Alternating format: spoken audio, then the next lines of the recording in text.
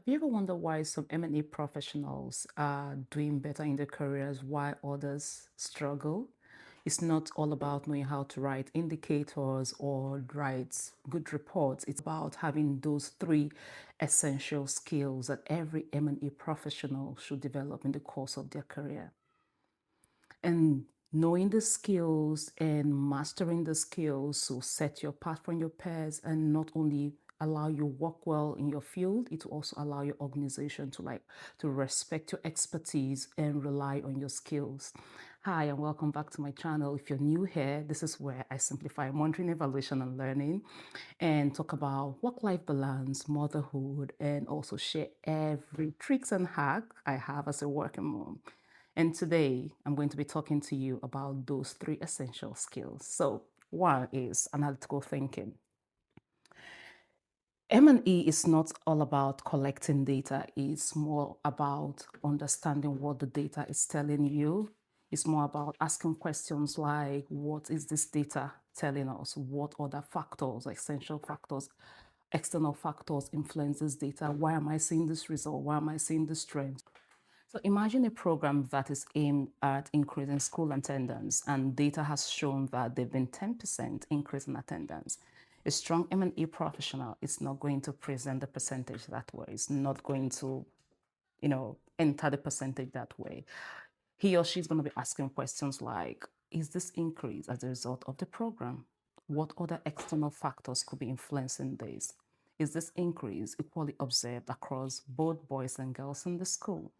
These questions is what will help you extract the insight, is what the decision makers need to make the decision they need to make. It shows that you are thinking at each point to get a hold of the program data. So anytime you are accessing the program data, make sure you have at the back of your mind, what is this data telling me? Why am I seeing this result? What could be influencing this? And it will help you to communicate that finding in the best way to your program team. And that brings me to the skill number 2, communication. This is the most underestimated skill, especially in monitoring and evaluation.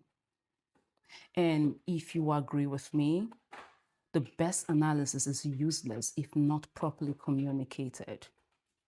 And in the course of our work, as long as you are working and monitoring and evaluation, you have to communicate with stakeholders, program team, your colleagues, stakeholders, community stakeholders.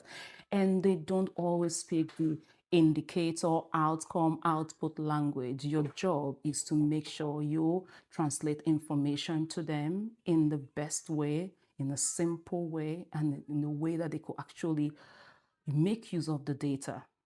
So if you are speaking with your colleague, your non-M&E colleague, and they make sense of what you're saying, then you're doing the right thing.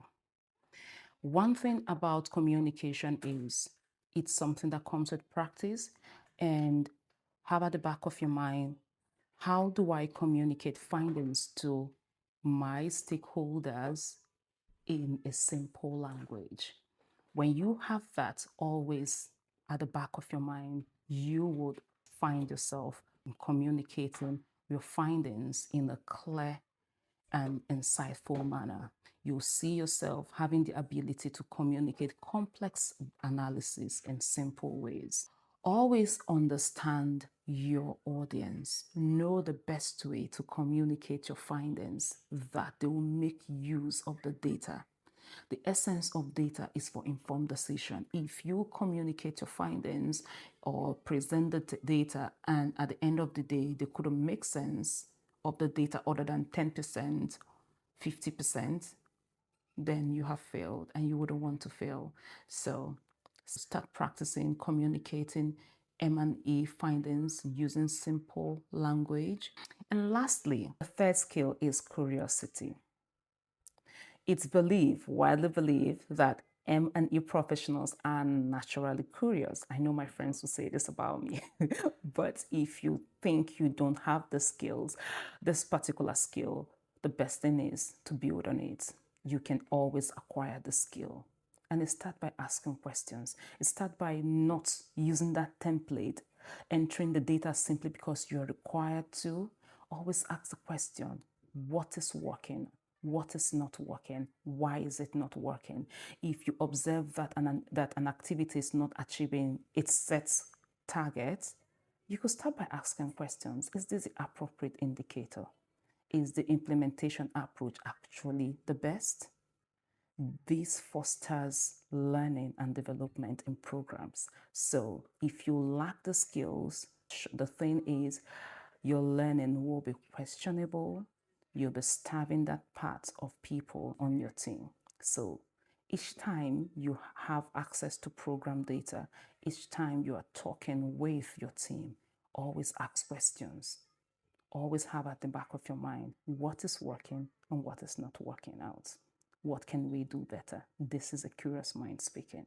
So, in recap, the three skills are analytical thinking, which allows us to think and extract insight, communication, which allows us to translate complex findings to our team in the simplest form, and curiosity, which allows us to keep learning.